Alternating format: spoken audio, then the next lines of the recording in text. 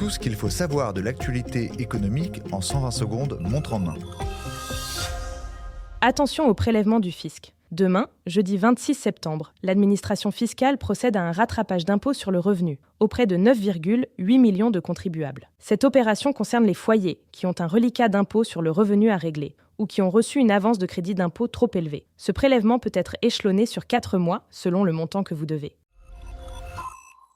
13 milliards d'euros, c'est ce que coûte par an la fraude sociale à la Sécu, selon un rapport publié ce mercredi.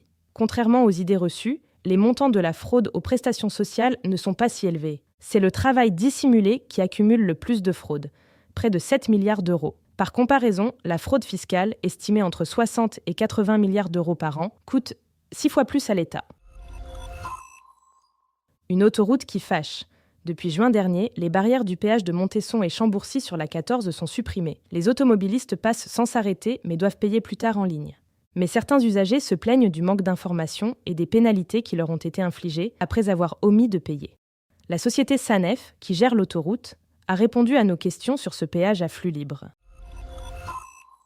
Paris accueille la Fashion Week. Depuis ce lundi, les défilés de mode s'enchaînent dans la capitale. Et pour ces shows, les marques de luxe dépensent des moyens et des sommes considérables pour épater la galerie. Selon différents experts, l'organisation d'un défilé coûte au moins 100 000 €. Dans une enquête en plusieurs parties, Capital vous dévoile tous les chiffres et les coulisses de la Fashion Week.